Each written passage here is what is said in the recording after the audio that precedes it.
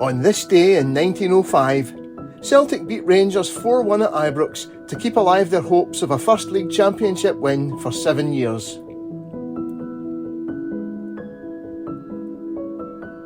The years around the turn of the century were difficult ones for Celtic.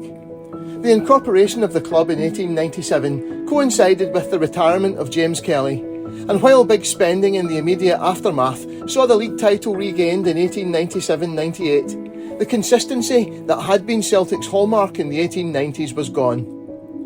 Although the more prestigious Scottish Cup was won in 1899 and 1900, they had had to look on as Rangers won 4 league titles in a row to 1902, followed by championship wins for Hibernian and Third Lanark. The youth policy the club had embarked on in 1900 was beginning to come to fruition, and the Scottish Cup was won in breathtaking style in 1904, with Jimmy Quinn scoring an incredible hat-trick, leading to high hopes that the title could be recaptured at last in season 1904-05. By the middle of February, those hopes were hanging by a thread. As they headed to Ibrox on the 18th of February 1905, Celtic were 2 points ahead of Rangers, but had only 2 matches still to play, while Rangers had 4. Simply put, 2 wins for Celtic would leave Rangers requiring maximum points from their last 3 matches to force a play-off for the title, while anything other than a Celtic win would virtually hand the title to the Ibrox club. The match was a replay of the New Year's Day fixture, which had to be abandoned in the second half due to the crowd spilling onto the pitch from dangerously overcrowded terraces after a floodgate had been broken down and around 20,000 gained entrance without paying. The Daily Record reported on the morning of the match, "The chief game today is the big league match at Ibrox Park, which is expected to decide the championship. Celtic and Rangers players are in excellent condition, and dry weather is all that is wanted to make the play in keeping with the event."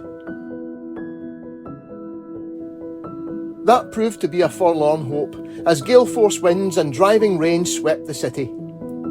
Playing into the elements in the first half, Celtic lined up Adams, McLeod, Orr, McNair, Loney, Hay, Bennett, McMenemy, Quinn, Summers, Hamilton. What followed was one of Celtic's greatest ever wins at Ibrox, as they blew Rangers away with a devastating display of attacking football that saw the Rangers fans leaving in droves long before the end.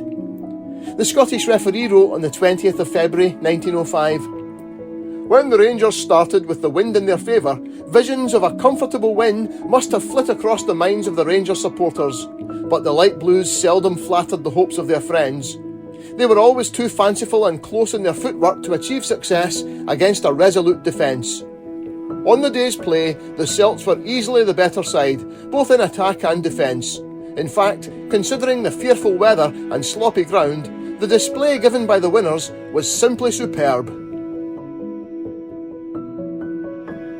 Not unexpectedly, Rangers had a lot of pressure with the wind at their backs, but they found Donny McLeod and the veteran Willie Orr an almost insurmountable barrier, and when they did get past those two, Davy Adams in goal was in top form.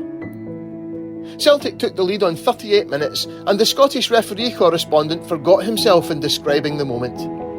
"More aggressive work by the Rangers followed, but their forwards would persist so much in dribbling and close passing that all the shots that reached Adams were easily parried until Alex Smith got in a scorcher which hit the crossbar when Adams was well beaten.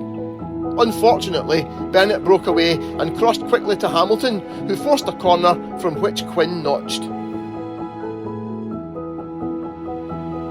Archie Kyle equalised for Rangers after a defensive mix-up on 41 minutes, but with Celtic having the wind at their backs in the second half, it was already apparent there would be only one winner.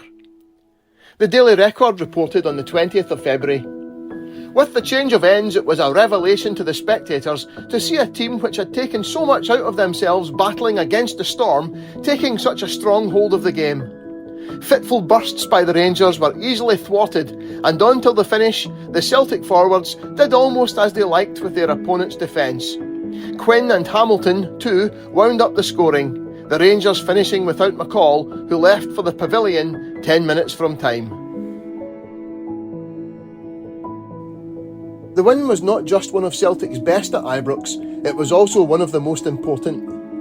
With neither goal average nor goal difference then used to split teams level on points, it ultimately secured Celtic a play-off for the title at Hampden in May 1905. Celtic's 2-1 win that day would secure the first of what would become a then record 6 league titles in a row.